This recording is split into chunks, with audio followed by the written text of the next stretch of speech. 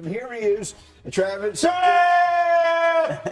he is, a big day. Last week we seen you at the wide receiver position. The DB went down last week. One thing about it today, playing both ways. Can't wait to see Trev. It's a fascinating game for so many reasons. Seahawks and Jaguars. Sam Darnold off to a great start for Seattle. He has the highest total QBR in the league, threw for a season-high 341 yards and 4 touchdowns against Tampa last week. And then there is Hunter on the other side, getting it done on both sides. He's played 204 offensive snaps, 128 defensive snaps. And the star rookie sat down with our Dan Graziano. I'm just a different guy. Just go out there. I got a confidence in myself that I'm not going to let anybody tell me what I can't do. 44 yards. A lot of guys will play both ways. Eventually, everybody sort of gives one side or the other up. Why didn't you? I didn't let nobody steer me the wrong way or the way they thought that I should get steered. So I just stayed true to myself. I ain't having many people in my ear to tell me what I couldn't do. Your coaches say that he never gets tired. How do you train to make sure that that's the case? I really don't have to train too much for it. Just go out there and just run. You know, I don't let myself get tired because I put the right items in my body. You don't have any kind of special training techniques that you put you at an advantage there? Nah, I'm blessed with it.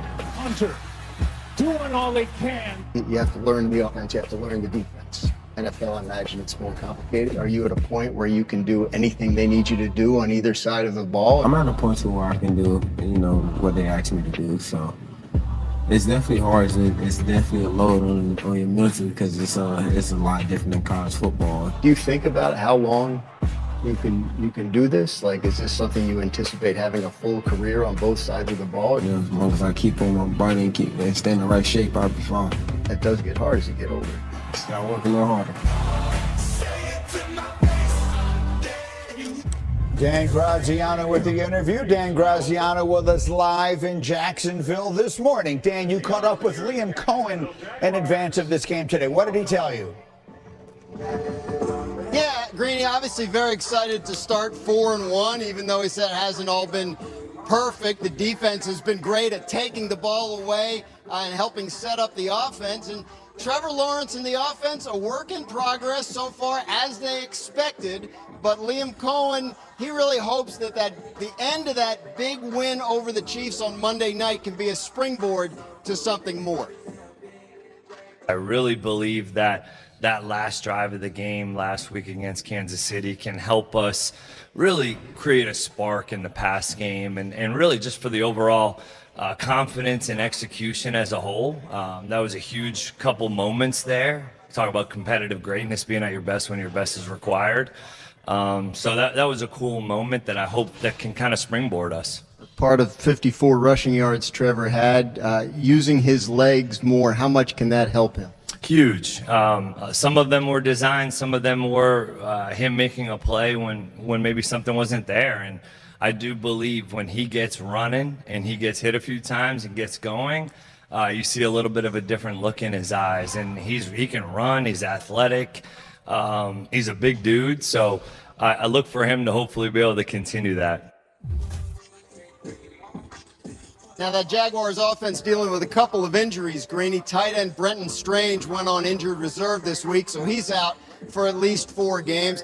And their center, Robert Hainsey, a really key piece that Liam Cohen brought over with him from Tampa, is doubtful to play this week. They may not have him, which would be a shame because if they can keep Trevor Lawrence protected today, there are going to be some opportunities in that Seattle secondary. You see how banged up the Seahawks are at cornerback and safety. So the hope for the Jaguars would be to keep Trevor Lawrence protected, and maybe they can take some shots downfield, Greeny, and have some success against that banged up Seattle defense. All right, Dan Graziano, thank you. We'll have more from you as we go. But, Teddy, I was looking at you when Liam Cohen was talking about Trevor using his legs and getting more involved in the offense that way. You seem to be nodding along vigorously. That's what you want to see. Yeah, I loved what he said because how he said a called run early on or Trevor getting hit, it really sort of wakes him up because, honestly, I've never been a huge fan of perhaps watching the Jets and Broncos on London this morning on NFL Network. We welcome you here to Sunday NFL Countdown. For those who didn't see it, here's what happened. Early first quarter, No score. That's Bo Nix. This is Troy Franklin. And Troy Franklin is going to cough it up. And this is the Jets' first takeaway of the entire season. It would lead to a field goal. 3-0 Jets. Now it's 63 Broncos. Time expiring in the first quarter. Rex, where's the defense? Nate Atkins. I think the defense is in Germany. And unfortunately, the game was in London. Broncos a 106 lead. Strange sequence here. Jets are 4th and 1 at midfield. Time winding down in the half. No timeouts. They go to the line with 25 seconds left. Zero urgency. The clock hits 0. They don't run a play. Difficult to watch. Impossible to believe. Garrett Wilson frustrated. Aaron Glenn frustrated. Jets fans frustrated. They're down 106 at halftime. Broncos lead at 10-9 now in the third quarter. Here's a critical moment. Teddy. We got holding in the end zone. That's a safety. And the Jets take an 11-10 lead. Yeah, the Jets, they got the penalty. They got 2 points here. The special teams helping get a field goal. The defense got a turnover. But this is their formula to win. They're close right now. Fourth quarter, Broncos on a 3rd and 8. It's Bo Nix. It's Marvin Mims. He's got 26 yards. He's still going. That sets up on a 4th down. Well, Lutz from 27 yards away. The kick is up and good. So the Broncos take a 13-11 lead. The Jets are going to get it back. Just over a minute to go. Jets down by those 2. This is a 3rd down play. That's Justin Fields for Garrett Wilson. Randy, you said he threw it on the wrong side of the receiver. Well, one thing about it. Man, in that situation, why not just put it in his hands and let him run with the ball? Instead, it's a bad throw. Here's their last chance on 4th down. And it's a team meeting at the quarterback. The Denver Broncos 9 sacks in this game, leading to this astonishing number. The New York Jets in this game had -10 net passing yards. I'm not mistaking that. It's not a typo. -10 net passing yards. In a game that Sheffy, you said before it started, you thought it would be right there to the finish. You thought the Jets were going to be in it to the end. They had their chance at the end. You were able to watch it more than we were obviously doing our show. Biggest takeaway, Broncos 13, Jets 11. The Jets had the opportunity to win that game. I don't know what happened there at the end of the first half. I've never seen a sequence like that. And at the end of the game, they can't get in position to try a field goal. Can't get close enough. They had 2 chances that they couldn't get it done when it counted. And this was the time to get Denver. The Broncos are coming off a signature win. The biggest win in franchise the past decade last Sunday against Philadelphia. They go over to London. They're playing a Jets team that hasn't forced a turnover. Hasn't won a game. It's there for the Jets. Had opportunities. Couldn't get it done. Denver pass rush came through for him in the end. Cooper had a great game.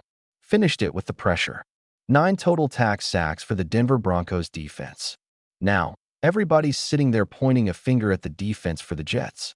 But when you sit here and look at the game, both teams had 57 plays equal, but 82 total yards for the Jets offense. It's not going to get it. Final word. Embarrassing.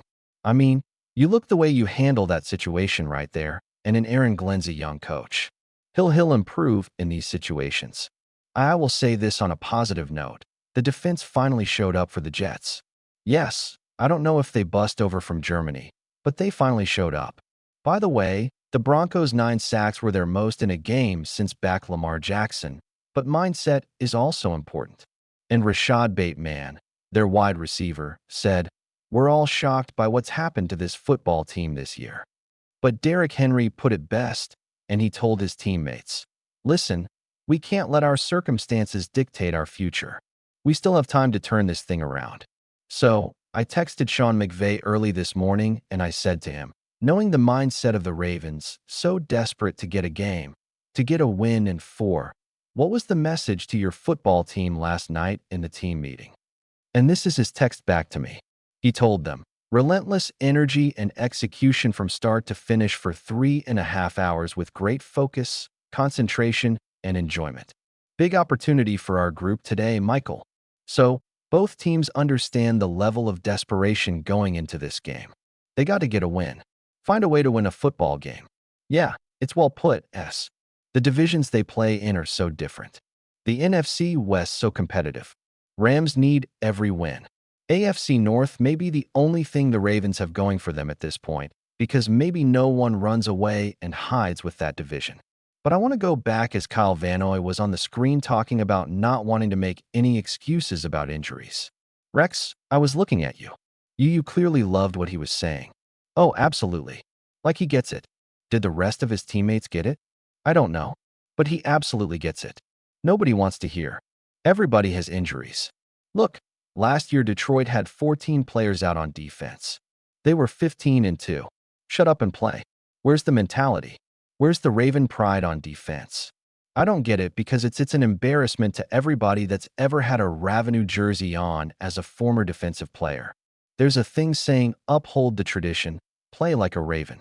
Where in the hell has it been all season? That's what Kyle Van Noy, he gets it. He plays like a Raven. Yes, he does. All right. And so do me. That's what we got to have. And that's what's missing with this football team. 177 points they've given up. All right. More than the entire 2,000 Raven defense. Let's set the standard. All right. Well, guess what? They're on pace to give up over 600 points. It is not acceptable. Absolutely 100% not acceptable. And the other thing I want to say is this. It's not just about their defense. Run the football. You have a Hall of Fame running